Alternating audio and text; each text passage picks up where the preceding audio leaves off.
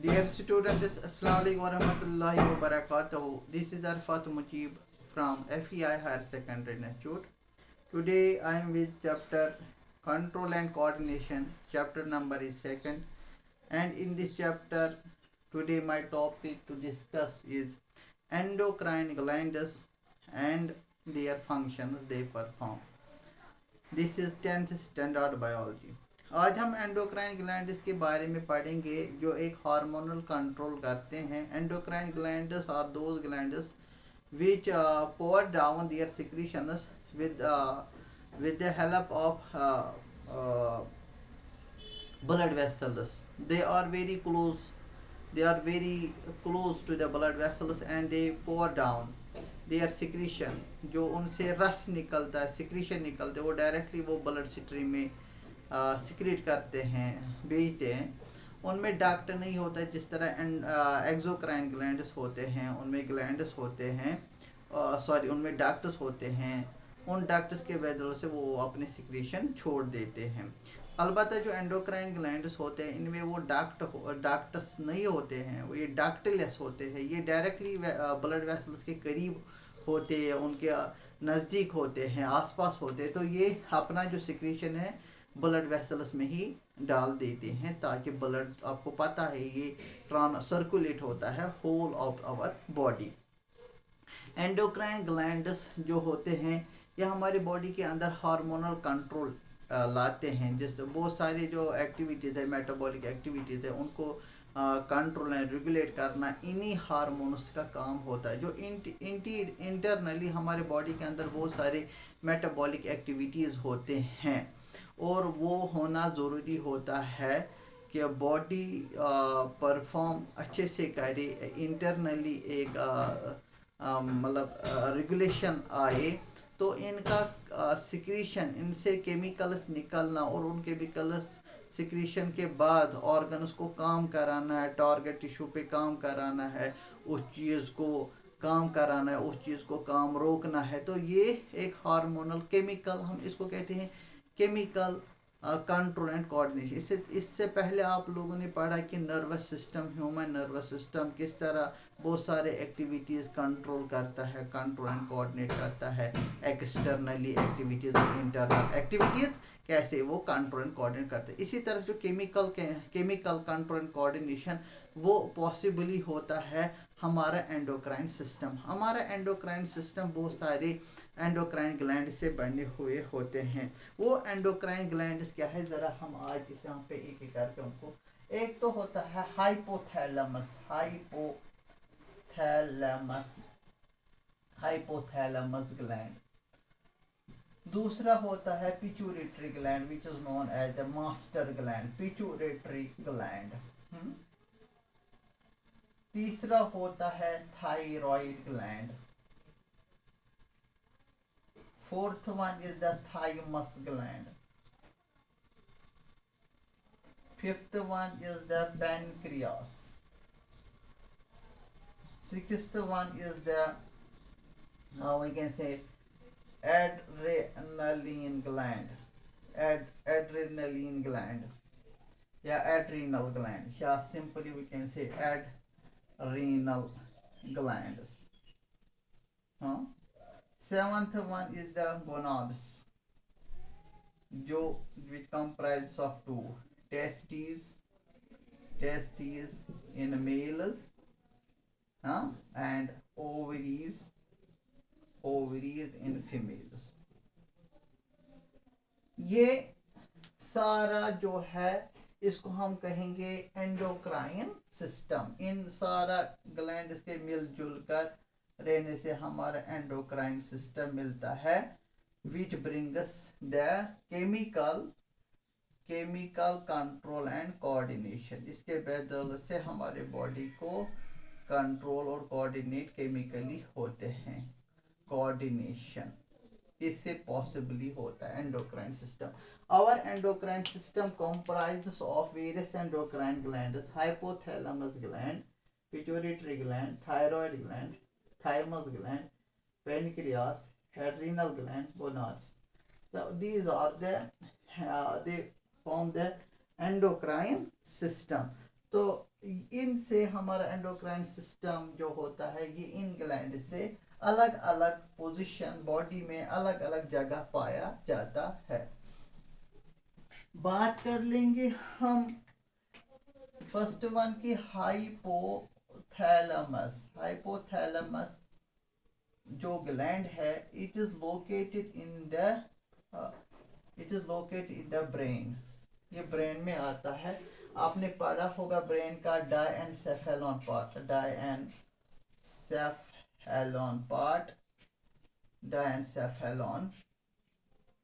डायएनसेफेलॉन part जो brain का है वो इसी का पार्ट है। उसमें आता है हाइपोथैलेमस ग्लैंड। हाइपोथैलेमस ग्लैंड में रिलीजिंग हार्मोन निकलता है, RH releasing hormone and inhibitory hormone, IH inhibitory hormone और रिलीजिंग हार्मोन। ये जो ग्लैंड है हाइपोथैलेमस ग्लैंड, ये कंट्रोल असल में करता है पिट्यूटरी ग्लैंड। पिट्यूटरी जो असल में मास्टर ग्लैंड कहलाता है, मगर असल में जो रियल सेंस में master gland is hypothalamus gland. अब ये खुद जो हाइपोथैलेमस ग्लैंड है ये खुद किसको कंट्रोल करता है? Pituitary gland. पिट्यूटरी ग्लैंड भी लोकेट है, it is located in the brain. आपने पढ़ा है जो डायनसेफेलॉन में ये ग्लैंड लोकेटेड, ये भी डायनसेफेलॉन फोर ब्रेन का ही शाबाश फोर ब्रेन का पार्ट है। तो ये एक मतलब वहां से निकलता है, बल्ब शेपेड निकलता है पिट्यूटरी ग्लैंड। इन्फेंडिब्यूलम होता है, इन्फेंडिब्यूलम से ही एक पी शेपेड ग्लैंड होता है इन द ब्रेन। तो ये पिट्यूटरी ग्लैंड जो होता है इनमें से कौन सा हार्मोन निकलता है? इनमें से स्टिमुलेटिंग हार्मोन निकलता है और इनहिबिटरी हार्मोन्स निकलते। वो इनसे निकलता है stimulating hormone and inhibitory hormone. तो यहाँ से इससे निकलता है releasing hormone and inhibitory hormone, इससे निकलता है stimulating hormone inhibitory hormone. Stimulating hormone जो पिट्यूटरी ग्लैंड से निकलता है ये बाकी ग्लैंड्स को स्टिमुलेट करता है। बाकी ग्लैंड्स इसके कंट्रोल होता है, जैसे कि थायराइड है, थाइमस है, एड्रिनल है, ओवरीज है, टेस्टिस है, ये they all comes under the control of the pituitary gland, therefore it is known as the master gland। master gland से क्या हार्मोन्स निकलते हैं? Stimulating hormone. ये हार्मोन निकल के दूसरे ग्लैंड को, एंडोक्राइन ग्लैंड को स्टिमुलेट करता है। आप अपना रेस्पेक्टिव हार्मोन निकाले, उसको फलानी टिश्यू टारगेट पे पहुंचा है, वहां उसको ये चेंजेस लाने हैं। इनहिबिटरी हार्मोन क्या होता है? अब यही यहाँ से pituitary gland inhibitory hormone secrete करता है। सिक्रीट करने के बाद कहाँ पहुँचता है? अदर ग्लैंड, जहाँ इसको आप इससे पहले उससे जो हार्मोन निकाला है अब उस हार्मोन को इसको बंद करना, रोकना है। तो पिट्यूटरी ग्लैंड से जो इनहिबिटरी हार्मोन निकलता है, आई इनहिबिटरी हार्मोन, वो अब उस ग्लैंड को बताता है अब ये हार्मोन अब सिक्रीट नहीं कर लोगे, अब अपना आप काम स्टॉप कर लोगे, रोकोगे, अब टारगेट ऑर्गन में और चेंजेस नहीं लाने हैं। दैट मीन्स जो पिट्यूटरी ग्लैंड है इसमें कंट्रोल है। कंट्रोल कैसे? ये काम कराता है स्टिमुलेटिंग हार्मोन से और ये काम बंद भी कराता है इनहिबिटरी हार्मोन से। वो कंट्रोल जो बाकी ग्लैंड्स होते हैं हमारे बॉडी में, they are all under the control of the pituitary gland. उनको कब काम कराना है, उनका काम कब रोकना है, ये कौन डिसाइड करता है? Pituitary gland. तो pituitary gland is the important gland. और पिट्यूटरी ग्लैंड में इतना इसका काम नहीं होता है, ऑल्सो इसमें ग्रोथ हार्मोन्स निकलते हैं। पिट्यूटरी ग्लैंड में ग्रोथ हार्मोन्स निकलते हैं। ग्रोथ हार्मोन्स, ये हार्मोन डायरेक्टली कहीं ग्लैंड से नहीं निकलता है, खाली ग्रोथ हार्मोन जो होते हैं GHR हार्मोन जो निकलते हैं वो पिट्यूटरी ग्लैंड से निकलते हैं डायरेक्टली। अगर ग्रोथ हार्मोन नॉर्मल कंसंट्रेशन से कम निकला तो ग्रोथ जो होती है वो स्टंटेड रहती है, डॉफिज्म टेक्स प्लेस। अगर यही ग्रोथ हार्मोन हद से ज्यादा निकलना शुरू हो गया पिट्यूटरी ग्लैंड से, तो वहाँ हद से ज़्यादा नॉर्मल कंसंट्रेशन से हायर कंसंट्रेशन निकला तो वहाँ जो बंदा होता है, जो पर्सन होता है वो टॉल लंबा हो जाता है, बहुत बल्कि हो जाता है, उसको कहते हैं हम गिगैनिटिज्म। तो गिगैनिटिज्म, ड्रॉफिज्म आर द टू डिजीजेस। अगर ये ग्रोथ हार्मोन नॉर्मल कंसंट्रेशन से निकलता है तो ग्रोथ नॉर्मल हाइट तक, there is a normal growth in bones and muscles. अगर ये ज़्यादा निकलता हो तो गिगैनिटिज्म, वो लंबा चौड़ा दिखता है, बड़ा साइज का दिखता है। अगर ये कम निकलता हो तो ड्रॉफिज्म, छोटा कद का वो पर्सन दिखता है, उसके जो स्टंटेड ग्रोथ बोन्स और मसल्स में रहते हैं। तो यहाँ कहने के गर्ज है जो ग्रोथ हार्मोन वो पिट्यूटरी ग्लैंड से भी निकलता है। ग्रोथ हार्मोन टारगेट होता है बोन्स को ग्रोथ कराना है, मसल्स को ग्रोथ कराना है, बॉडी टिश्यूज को ग्रोथ कराना है और उनको नॉर्मल साइज में लाना है। तो ये था ये दो ग्लैंड्स जो मैंने बताया, first and second. Third one is the thyroid gland. Thyroid gland, यहाँ देखिए third one is the thyroid gland. Thyroid gland जो है इससे निकलता है thyroxine hormone. Thyroxine hormone, thyroxine hormone को थायराइड ग्लैंड से निकलता है। ये कहाँ लोकेट होता है? ये लोकेट होता है near the neck. It is located near the neck region. Neck जो गर्दन होती है, नियर द नेक रीजन। ये हार्मोन जो होता है it controls rate of metabolism of carbohydrate, शाबाश, हाँ, प्रोटीन्स एंड फैट्स, जिसको हम कहते हैं BMR। That mean it controls basal metabolic rate. It also causes growth. It also causes the growth and development in body tissues.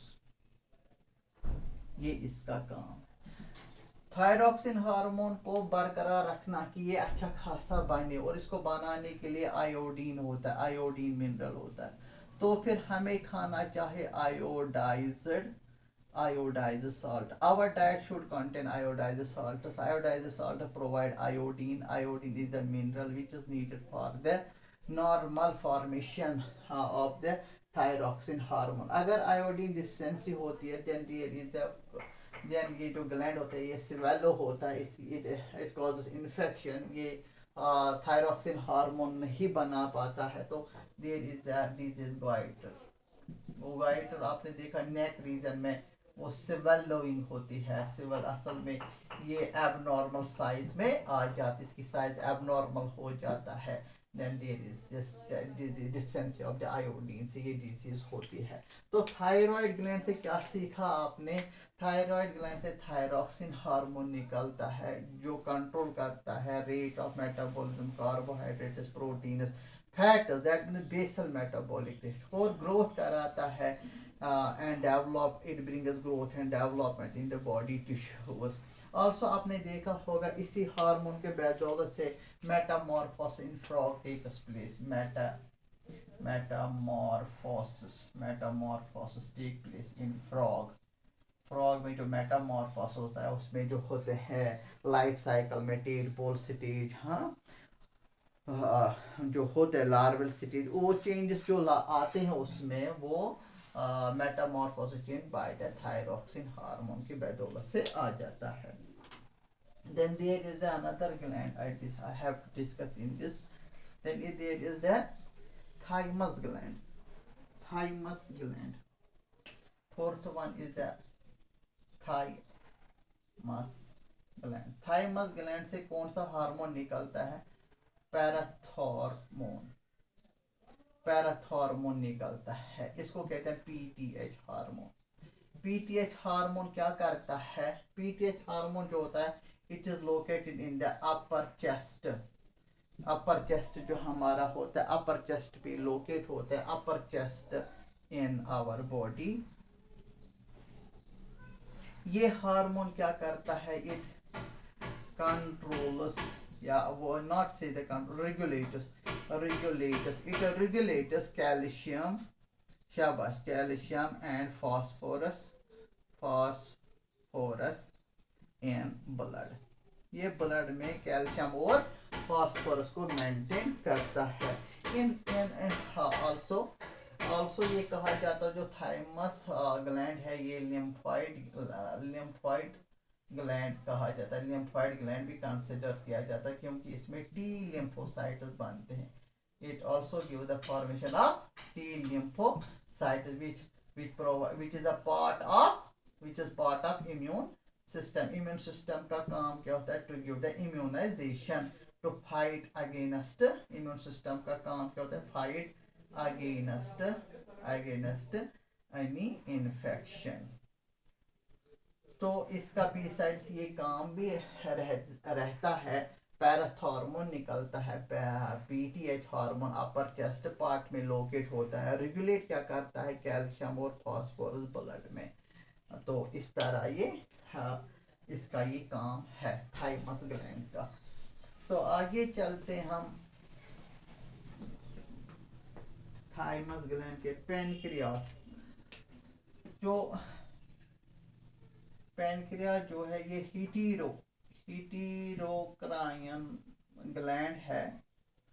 हीटेरोक्राइन gland हो गया। Sometimes party it is exocrine, sometimes party it is endocrine क्या gland. तो exocrine होता है, इससे बहुत सारे pancreatic juice निकलता है। Pancreatic juice with help of the duct, उस तरीके से ये एक्सोक्राइन होता है। एंडोक्राइन होता है, इससे एक हार्मोन निकलता है जिसका नाम है इंसुलिन। इंसुलिन हार्मोन निकलता है। इंसुलिन का काम क्या होता है? इस हार्मोन का काम क्या होता है? इस हार्मोन का काम होता है to regulate blood sugar, to regulate blood sugar in the blood sugar को मेंटेन करना इंसुलिन हार्मोन का काम होता है। और ये पैनक्रियास जो एंडोक्राइन ग्लैंड भी होता है, एक हार्मोन निकलता है इंसुलिन, तो रेगुलेट करता है ब्लड शुगर। कैसे रेगुलेट करता है? जो एक्सेस शुगर होता है, एक्सेस शुगर जो होता है वो उसको कन्वर्ट करता है, कन्वर्ट इट इनटू ग्लाइकोजन। फिर वो ग्लाइकोजन स्टोर रहता है इन मसल्स एंड लिवर। तो अगर डिफिशेंसी भी होती हो फिर ये ग्लाइकोजन वापस ब्रेक डाउन होता है ग्लूकोज। इस तरह ब्लड में ग्लूकोज नॉर्मल कंसंट्रेशन में होना बहुत ही ज़रूरी होता है। अगर डिफिशेंसी हो इंसुलिन के, then there is a disease, then that is known as diabetes mellitus. Disease होती है ड्यू टू दैट। अगर ये अच्छा खासा इंसुलिन नहीं निकलता हो पैनक्रियास ग्लैंड से, तो ब्लड शुगर जो होता है वो या तो हाई होता है या तो लो होता है। हाई तब होता है जब इसकी हाइपो सिक्रीशन निकलता हो, कम सिक्रीशन निकलता हो। तो कम ब्लड शुगर कम होने से भी दिक्कत होती है जब इसकी हाइपर सिक्रीशन होती हो। जब ये ज़्यादा निकलता हो, ज़्यादा से ज़्यादा जो ब्लड ग्लूकोज होता है वो ज़्यादा से ज़्यादा कन्वर्ट किस में होगा? ज़्यादा से ज़्यादा वो कन्वर्ट होगा ग्लाइकोजन में। ब्लड में जो ग्लूकोज की लेवल है वो कम फॉल डाउन होगा हाइपर सिक्रीशन से। हाइपो सिक्रीशन से क्या होगा? Excess blood glucose is available, वो दिक्कत वाली बात है। दोनों hyper secretion of hormone, hypo secretion of hormone से दिक्कत हो सकती है। तो disease take places. It is the pancreas hormone जिससे एन इंसुलिन जैसा हार्मोन निकलता है, रेगुलेट करता है blood sugar in the blood. हाँ, तो ये भी बहुत ही जरूरी है। दूसरा है एड्रीनल ग्लैंड। एड्रीनल ग्लैंड जो होते हैं they are located in the kidneys at the apex part में किडनीज के ऊपर, एपेक्स पार्ट या at the tip of the kidneys are located. Adrenal glands जो होते हैं ये adrenal glands, adrenal it is made of, असल में adrenal cortex shabash. Then another is the adrenal medulla. Adrenal medulla.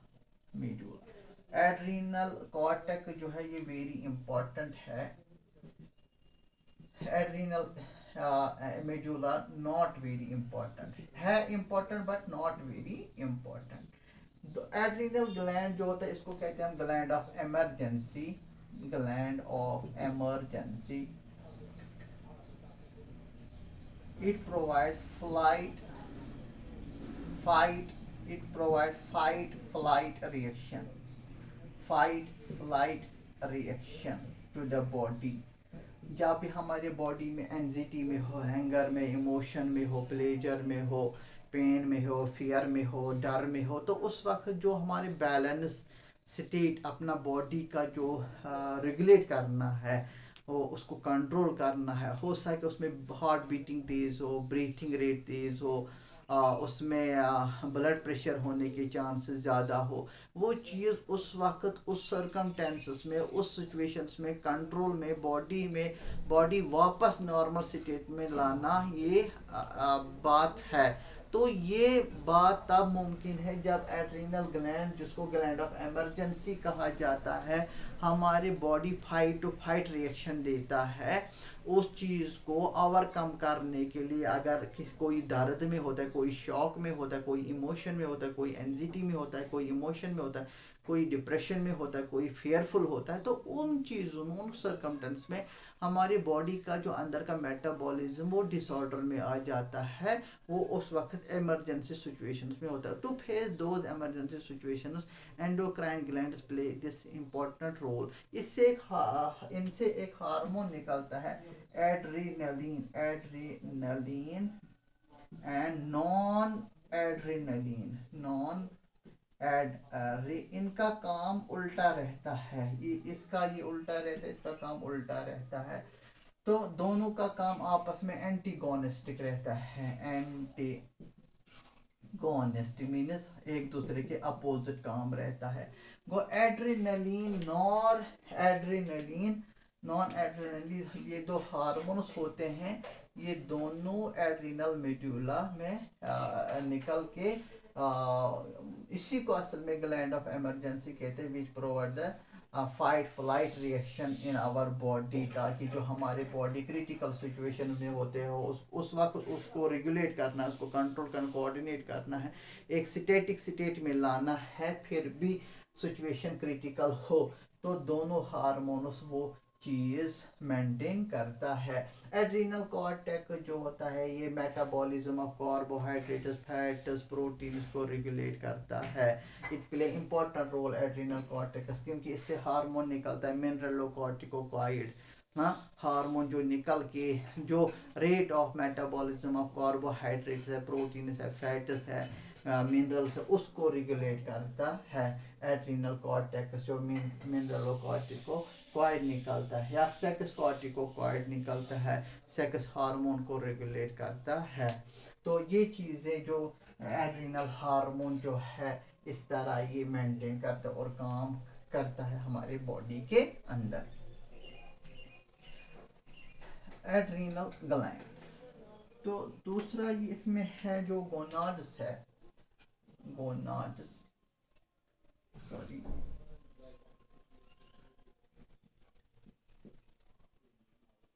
बात कर लेंगे हम testis and ovaries. Ovaries females में होता है, टेस्टिस मेल्स में होता है.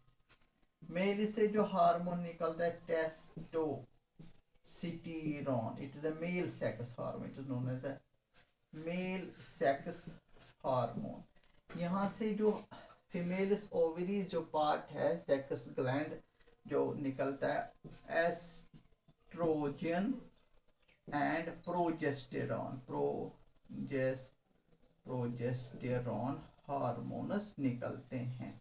टेस्टोस्टेरोन आपको पता है, it helps in the formation of sperm in the testes and also brings sexual changes secondary sexual, primary sexual characters develop the secondary sexual character at the age of puberty.